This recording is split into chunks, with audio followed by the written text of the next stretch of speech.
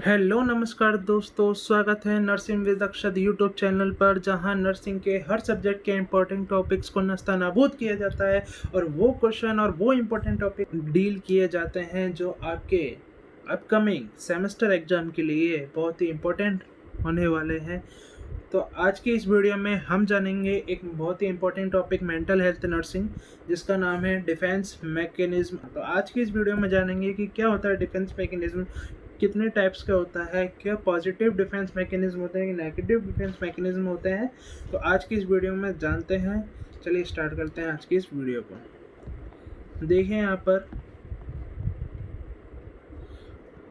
देखिए defence mechanism are unconscious mental process that protects a person from anxiety and emotional stress। देखिए defence mechanism एक unconscious mental process है जो कि किससे प्रोटेक्ट करती है, एंजाइटी एंड इमोशनल स्ट्रेस से। जैसे कि क्या आपने कभी देखा है कि जब कोई पर्सन स्ट्रेस में होता है ये तो उसका बिहेवियर एकदम से चेंज हो जाता है। जैसे कि किसी को गुस्सा आता है, कोई रोता है, कोई बोलता है कि मुझे कोई प्रॉब्लम नहीं है। तो ये सब हमारे माइंड की एक ऑटोमेटिक प्रोटेक्शन टेक्निक हो सकती है, जिसे अपन बोलते हैं डिफेंस मैकेनिज्म। यानी डिफेंस मैकेनिज्म एक यानी मेंटल प्रोसेस भी बोल सकते हैं और एक साइकोलॉजिकल प्रोसेस भी बोल सकते हैं। किससे प्रोटेक्ट करता है पर्सन को, एक एंजाइटी से, स्ट्रेस से और गिल्ट से, अपन बोल सकते हैं गिल्ट से, और एक इमोशनल पेन से। ठीक है। अब ये अनकॉन्शियस भी हो सकते हैं, पर्सन को खुद को भी नहीं पता होता कि वो डिफेंस मैकेनिज्म का क्या कर रहा है, यूज कर रहा है। जैसे कि आप एक एग्जांपल से समझ सकते हैं। यहाँ पर कोई पर्सन या स्टूडेंट एग्जाम में फेल होता है तो वो एक डिफेंस मैकेनिज्म यूज करता है कि मेरे को पढ़ाई में इंटरेस्ट ही नहीं था, किसी तरह का पढ़ाई में क्या नहीं था, इंटरेस्ट ही नहीं था। देख ली, इंटरेस्ट इन स्टडी एनीवे। ठीक है। तो इस तरह के डिफेंस मैकेनिज्म का यूज करता है कौन पर्सन, किससे बचने के लिए, स्ट्रेस, एंजाइटी, गिल्ट और इमोशनल पेन से। ठीक है। तो ये होते हैं। तो अब ये दो तरह के डिफेंस मैकेनिज्म होते हैं, जिसे अपन बोलते हैं पॉजिटिव, जिसे बोलते हैं हेल्दी डिफेंस मैकेनिज्म। अब इसके अंदर क्या होता है, हेल्दी डिफेंस मैकेनिज्म के अंदर ये स्ट्रेस को रिड्यूस करने के लिए, मेंटल हेल्थ को प्रोटेक्ट करने के लिए और किसी भी सिचुएशन को हैंडल करने के लिए क्या यूज किया जाता है, पॉजिटिव यानी हेल्दी डिफेंस मैकेनिज्म का यूज किया जाता है। जैसे कि एग्जांपल में आप देख रहे होंगे सप्लीमेशन, सप्रेशन और कंपनसेशन। इनको डिटेल में मैं आगे बताऊंगा, विद एग्जांपल के थ्रू बताऊंगा। ठीक है। और एक होता है जिसे अपन बोलते हैं नेगेटिव डिफेंस मैकेनिज्म। क्या बोलते हैं, नेगेटिव डिफेंस मैकेनिज्म। जैसे रियलिटी से दूर ले जा सकता है, रिस्क बढ़ा सकता है, किसकी, मेंटल हेल्थ की, डेली लाइफ को अफेक्ट कर सकता है, सोशल रिलेशन को अफेक्ट कर सकता है, सोशल रिलेशन को अफेक्ट कर सकता है। ऐसे कौन कौन से एग्जाम्पल हैं, डिनाइल, प्रोजेक्शन, रिग्रेशन और डिसएसोसिएशन। तो इन टर्म्स के बारे में हम जानते हैं डिटेल के अंदर with best example, simple example के थ्रू। ठीक है। तो चलिए स्टार्ट करते हैं। सबसे पहले हम समझ रहे हैं डिनाइल। क्या, डिनाइल। ठीक है, कि डिनाइल का मतलब क्या होता है। ये अपन बात कर रहे हैं टाइप्स ऑफ डिफेंस मैकेनिज्म की। किसकी बात कर रहे हैं, टाइप्स ऑफ डिफेंस मैकेनिज्म की हम यहाँ पर बात कर रहे हैं। ठीक है। यानी सबसे पहला है डिनाइल। डिनाइल का मतलब होता है रियलिटी सामने होने के बाद भी उसको एक्सेप्ट ना करना। एक सिंपल वे में मैं आपको बता रहा हूँ कि मान लो रियलिटी है, क्या रियलिटी है, पर उसको एक्सेप्ट ना करना। क्या नहीं करना, एक्सेप्ट नहीं करना। जैसे कि मान लो एक डॉक्टर है ना, और एक पेशेंट है। ठीक है। तो डॉक्टर ने डायग्नोस किया कि भाई पेशेंट को कैंसर है, या फिर कंफर्म हुई रिपोर्ट्स के अंदर कि डायबिटीज मेलाइटस है। ठीक है। तो पेशेंट क्या करेगा, पेशेंट डिफेंस मैकेनिज्म का यूज करेगा, डिनाइल। किसका यूज करेगा, डिनाइल का यूज करेगा। जैसे कि पेशेंट बोलेगा कि नहीं, पेशेंट घर जाकर बोलेगा कि मेरी रिपोर्ट ही गलत है, मुझे डायबिटीज हो ही नहीं सकती, मैं बिल्कुल हेल्दी हूँ, और मेडिसिन लेने से भी क्या कर देगा, मना कर देगा। यानी रियलिटी में तो उसको डायबिटीज मेलाइटस है रिपोर्ट्स के अंदर, लेकिन पेशेंट इस चीज को क्या नहीं कर रहा है, एक्सेप्ट नहीं कर रहा है। क्या नहीं कर रहा है, एक्सेप्ट नहीं कर रहा है। उसको बोलते हैं डिनाइल डिफेंस मैकेनिज्म। ठीक है। दूसरा है रिप्रेशन। क्या है, रिप्रेशन। रिप्रेशन का मतलब होता है कोई भी पेनफुल, माइंड के अंदर कोई भी पेनफुल मेमोरी है, क्या है, सॉरी, पेनफुल मेमोरी है, तो उस मेमोरी को अनकॉन्शियस माइंड में क्या करता है पर्सन, स्टोर करके रखता है। उस मेमोरी को अनकॉन्शियस, क्या, अनकॉन्शियस माइंड के अंदर क्या करता है, स्टोर कर लेता है। क्या कर लेता है, स्टोर कर लेता है। यानी फॉर एग्जांपल से मैं आपको समझाऊं, एक मान लो 8 ईयर की क्या थी, गर्ल थी, ठीक है, 8 ईयर गर्ल्स थी, ठीक है, गर्ल थी। अब उसमें क्या हुआ, उसको एक बहुत ही सीरियस इंजरी हुई, क्या हुई, सीरियस इंजरी हुई, या मैं बोल सकता हूँ एक सीरियस क्या हुआ, रोड एक्सीडेंट हुआ उसका।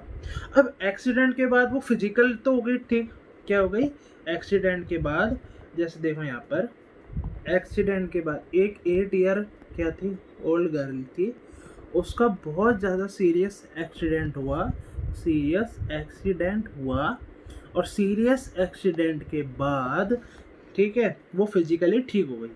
अब उसके एक्सीडेंट की मेमोरी उसको याद नहीं है, क्या है, याद नहीं है, लेकिन जब वो कार में बैठती है तो उसको एंजाइटी होने लगती है, ठीक है, एंजाइटी होने लगती है, स्वेटिंग होने लगती है, क्या होने लगती है, स्वेटिंग और फियर होने लगता है। यानी बेस्ट एक्सप्लेनेशन करूँ कि एक्सीडेंट की मेमोरी उसके अनकॉन्शियस माइंड में क्या हो जाती है, रिप्रेस हो गई। यानी मेमोरी याद तो नहीं है, लेकिन उससे रिलेटेड इमोशनल इफेक्ट अभी भी प्रेजेंट है, ठीक है। तो ये होता है रिप्रेशन, ठीक है। इसके बाद बात करें डिस्प्लेसमेंट, किसकी बात करें, डिस्प्लेसमेंट। डिस्प्लेसमेंट में क्या होता है, देखिए समझिए, एक बेस्ट एग्जांपल से समझाऊं कि ऑफिस में क्या हुआ, एक सीनियर बॉस था, उस बॉस ने एम्प्लॉय के ऊपर क्या कर दिया, एम्प्लॉय के ऊपर क्या हो गया, एंगर हो गया, एंग्री हो गया। अब वो एम्प्लॉय बॉस से तो कुछ नहीं कह सकता, ठीक है, बॉस के सामने तो वो डांट नहीं, मतलब बॉस को तो डांट नहीं सकता, ठीक है, एम्प्लॉय बॉस को जवाब नहीं दे सकता, लेकिन एम्प्लॉय क्या करेगा, घर जाकर या तो अपने बच्चों को छोटी सी बात पर बहुत डांट देगा, ठीक है, क्या कर देगा, बहुत ज़्यादा डांट देगा। यानी इसका इस डिस्प्लेसमेंट का रियल मीनिंग ये है कि बड़े लोगों पे गुस्सा ना कर, छोटे लोगों पे गुस्सा करना, उसे क्या बोलते हैं, डिस्प्लेसमेंट बोलते हैं। यानी जैसे कि रियल एक्सप्लेनेशन समझाऊं कि रियल एंगर तो किस पे था, बॉस पर, लेकिन एंग्री जो एंगर था वो किस पे ट्रांसफर हो गया, फैमिली के ऊपर ट्रांसफर हो गया, उसी को बोलते हैं डिस्प्लेसमेंट। डिस्प्लेसमेंट के बाद है रिएक्शन फॉर्मेशन। क्या है, reaction formation. Reaction formation, reaction formation का मतलब होता है रियल फीलिंग के बिल्कुल अपोजिट बिहेवियर करना। क्या करना, बिल्कुल अपोजिट बिहेवियर करना, रियल फीलिंग से बिल्कुल उसके अपोजिट बिहेव करना। जैसे कि मान लो फॉर एग्जांपल, एक क्या है, एक नर्स है, अपनी सीनियर नर्स को पसंद नहीं करती, एक नर्स है, एक अपनी सीनियर नर्स को पसंद नहीं करती, लेकिन उसको हमेशा एक्स्ट्रा रिस्पेक्ट देती है। जैसे कि मान लो आपका कोई दोस्त है, आप उससे बहुत ज़्यादा नफरत करते हैं, क्या करते हैं, बहुत ज़्यादा नफरत करते हैं, लेकिन आप उसी के साथ ही क्या रहते हैं, फ्रेंडली रहते हैं। यानी रिएक्शन फॉर्मेशन का मतलब होता है रियल फीलिंग के बिल्कुल अपोजिट बिहेवियर करना, उसी को बोलते हैं रिएक्शन फॉर्मेशन, ठीक है। नेक्स्ट क्या है, रेशनल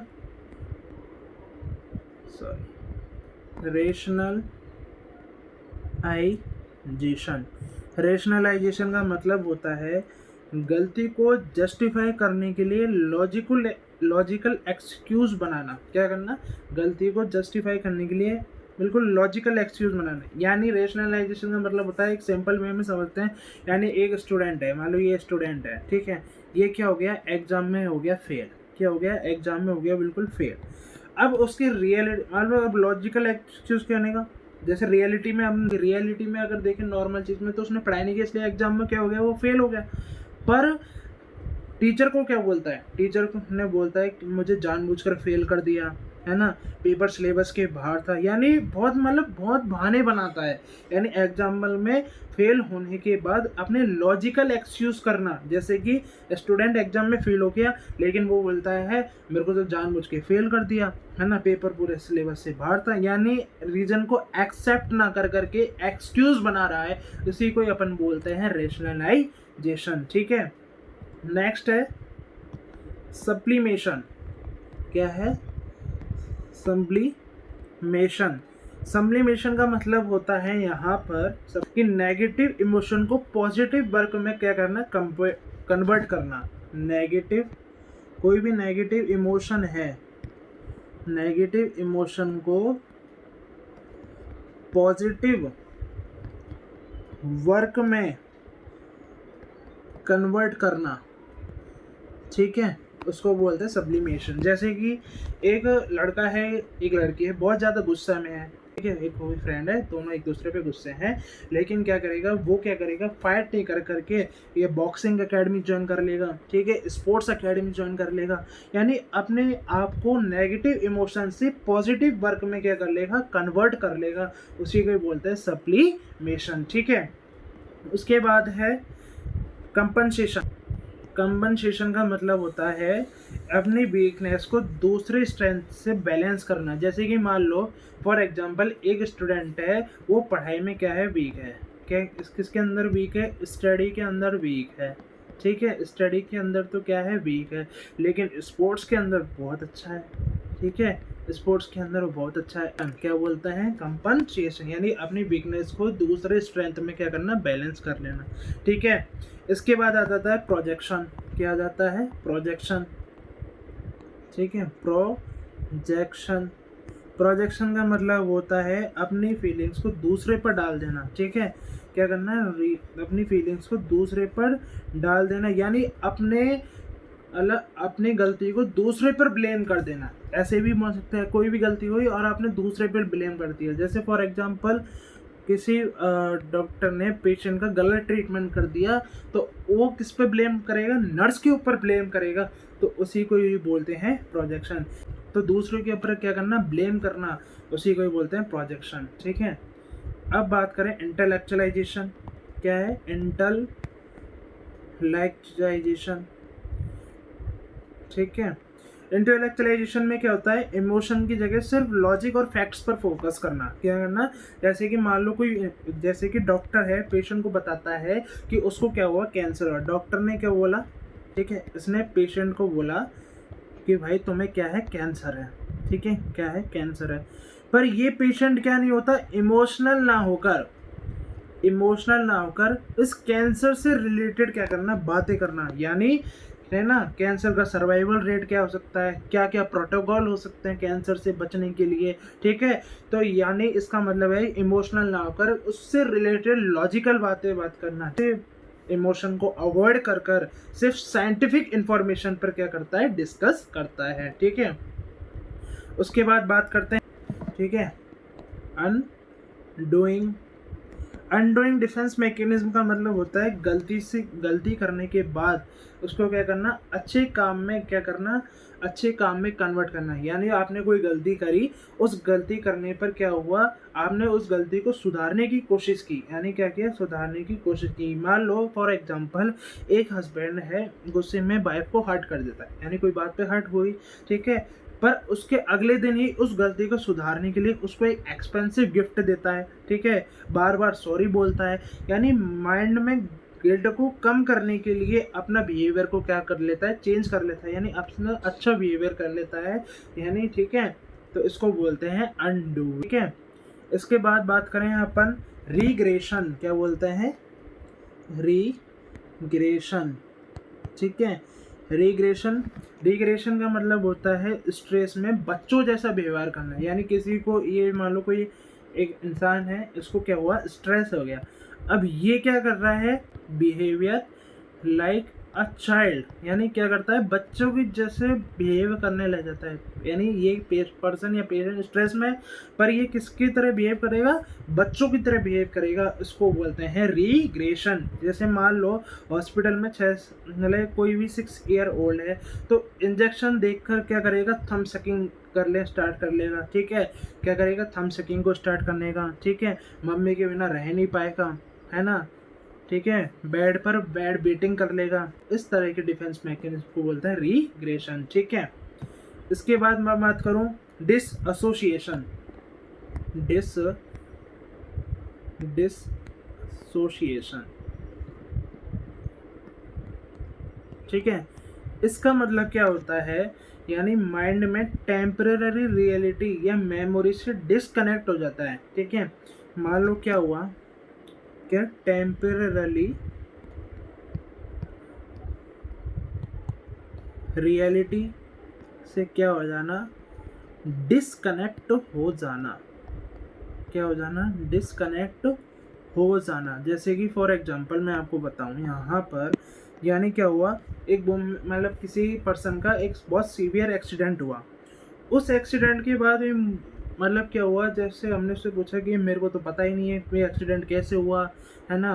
कभी कभी उसको ऐसा लगेगा कि मूवी की तरह हो रहा है, ठीक है, एक मूवी सीन की तरह हो रहा है। यानी रियलिटी को रियलिटी की जो मेमोरी है, यानी जो एक्सीडेंट उसके साथ हुआ है, उसको क्या करना, डिस्कनेक्ट करने ना। यानी उसको पता ही नहीं है कि मेरा एक्सीडेंट हुआ कैसे है, ठीक है।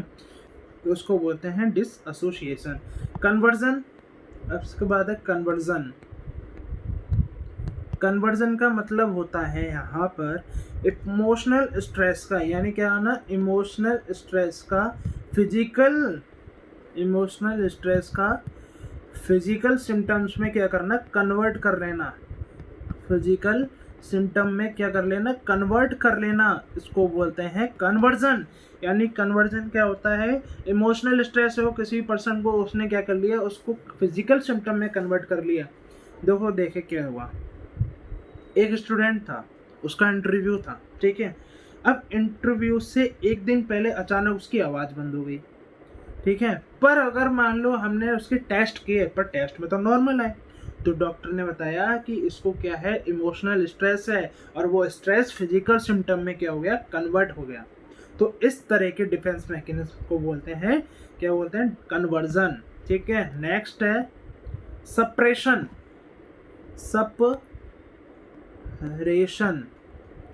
सप्रेशन का मतलब होता है, क्या होता है, कोई भी प्रॉब्लम हो गई, यानी आपने क्या किया, कोई जानबूझकर कोई प्रॉब्लम करी, उसको कुछ टाइम के लिए साइड में रख देना। कुछ टाइम के लिए क्या रख देना, साइड में रख देना। जैसे कि मान लो कोई स्टूडेंट है, उसके घर में कोई भी प्रॉब्लम चल रही है। अब वो बोलता है कि कल मेरा फाइनल एग्ज़ाम है ना, अभी मैं एग्ज़ाम को कंप्लीट करता हूँ, उसके बाद भी कोई भी फैमिली प्रॉब्लम होगी उसको सॉल्व करेंगे। जैसे कि मान लो आपको क्या होता है, आपने एग्ज़ाम दिया, अब एग्ज़ाम के बाद आप क्या सोचते हैं, मेरा रिजल्ट कैसा आएगा, ठीक है, मेरा रिजल्ट क्या होगा, मेरे कितने नंबर आएंगे। तो आप सोचते हो कि अभी मैं एग्ज़ाम दे लेता हूँ, बाद में रिजल्ट की बाद में सोचेंगे। तो इसको बोलते हैं सपरेशन, ठीक है। इसके बाद अगर हम बात करें सब्स्टिट्यूशन, क्या बोलते हैं, सब्स्टिट्यूशन। नेक्स्ट है सब्स्टिट्यूशन। सब्स्टिट्यूशन का मतलब होता है ओरिजिनल गोल या ऑब्जेक्ट ना मिलने पर उससे मतलब दूसरा ऑप्शन चूज कर लेना, उसको बोलते हैं, ठीक है, सब्स्टिट्यूशन। जैसे फॉर एग्जांपल एक स्टूडेंट बार बार नीट की तैयारी कर रहा है, पर नीट में तैयारी तो कर रहा है, ठीक है, पर उसका सिलेक्शन नहीं हो पा रहा, ठीक है। नीट के अंदर क्या नहीं हो पा रहा, सिलेक्शन नहीं हो रहा। तो नीट से नीचे यानी डॉक्टर बनना चाहता है, पर उसका सिलेक्शन ही नहीं हो रहा, उसको एमबीबीएस की सीट ही नहीं मिल रही। तो अब उससे नीचे वाला गोल, यानी वो क्या चूज करेगा, बीएससी नर्सिंग को क्या करेगा, चूज कर लेगा, ठीक है। तो इस तरीके के डिफेंस मैकेनिज्म को बोलते हैं सब्स्टिट्यूशन। यानी उसका ओरिजिनल गोल तो क्या है कि मुझे एमबीबीएस बनना है, डॉक्टर बनना है, पर उसमें सिलेक्शन ना होकर उससे दूसरा ऑप्शन चूज कर लेना, उसको बोलते हैं, क्या बोलते हैं, सब्स्टिट्यूशन, ठीक है। इसके बाद है आइसोलेशन। क्या है, आइसोलेशन। अब आइसोलेशन का मतलब होता है, ठीक है, इवेंट तो उसको याद रहेंगे, मान लो उसके साथ कोई भी इवेंट हुआ, लेकिन उससे जुड़ी जो भी इमोशन है वो क्या हो जाती है, अलग हो जाती है। क्या हो जाती है, क्या हो जाती है, अलग हो जाती है। ठीक है, तो इस तरह के डिफेंस मैकेनिज्म को बोलते हैं आइसोलेशन। यानी आइसोलेशन का मतलब क्या होता है, फॉर एग्जांपल एक पेशेंट है, उसने बताया कि मेरी लास्ट ईयर मेरी मदर की क्या हुई, डेथ हो गई। ठीक है, क्या हो रही, डेथ हो गई। बट वो ये बात बिल्कुल नॉर्मल फेस से बता रहा है, यानी उसकी इमोशनल मतलब क्या है, बिना किसी इमोशन के बता रहा है, मतलब कोई रो नहीं रहा। ठीक है, जैसे होता है एक नॉर्मल पर्सन होता है, उसको वो आप किसी भी डेथ के बारे में बताएगा तो वो रोने लग जाएगा। ठीक है, इमोशनल हो जाएगा। पर ये एक ऐसा आइसोलेशन डिफेंस मैकेनिज्म है, इसके अंदर क्या होगा, इवेंट तो याद रहेगा। ठीक है, पर उसको उस पूरे इवेंट को, यानी उस पूरे इवेंट की कहानी को वो बिना किसी इमोशन के क्या कर देगा, एक्सप्लेन कर देगा। ना तो वो सैड होगा, ना वो क्राइम करेगा। ठीक है, तो इस तरह की डिफेंस मैकेनिज्म को बोलते हैं आइसोलेशन डिफेंस मैकेनिज्म। ठीक है, तो ये होते हैं डिफेंस मैकेनिज्म। आई होप आपको समझ में आए होंगे। अब मैं ले चलता हूँ आपको एक शॉर्ट के अंदर। ठीक है, देखिए यहाँ पर ये है हेल्थी डिफेंस मैकेनिज्म कौन कौन से होते हैं, सब्लिमेशन, सप्रेशन, कंपनसेशन और सब्स्टिट्यूशन। तो इन तरह के डिफेंस मैकेनिज्म को बोलते हैं अनहेल्दी, यानी मैं बोलूँ पॉजिटिव। क्या होते हैं, पॉजिटिव डिफेंस मैकेनिज्म होते हैं। ठीक है, और अगर अनहेल्दी डिफेंस मैकेनिज्म कौन कौन से होते हैं, जैसे repression, denial, displacement, projection, isolation, undoing, rationalisation, reaction formation. ठीक है, कन्वर्जन, डिसएसोसिएशन। कन्वर्जन यानी फिजिकल, यानी कोई भी है, कोई भी बात है उसको फिजिकल सिम्टम्स में, इमोशनल स्ट्रेस को फिजिकल सिम्टम्स में कन्वर्ट करना कन्वर्जन कहलाता है। डिनाइल, उसको कोई भी प्रॉब्लम हुई पर उसको एक्सेप्ट नहीं करता है। प्रोजेक्शन, दूसरे पे ब्लेम करने लग जाता है। ठीक है, तो ये होते हैं अनहेल्दी डिफेंस मैकेनिज्म। ठीक है, तो तो हमने ये जो टॉपिक पढ़ा है डिफेंस मैकेनिज्म, आपके सेमेस्टर एग्जाम के लिए बहुत ही इम्पोर्टेंट होने वाला है। ठीक है, तो आज की वीडियो में केवल इतना ही। मिलते हैं नेक्स्ट वीडियो में नेक्स्ट टॉपिक के साथ। तो मैं लास्ट में यही कहूँगा कि आप nursing with Akshat YouTube channel को सब्सक्राइब करें, लाइक करें, वीडियो के अंदर कमेंट बॉक्स होता है उसमें कमेंट करें। ठीक है, तो आज की वीडियो में केवल इतना ही। जब तक के लिए थैंक यू। जय हिंद, जय भारत।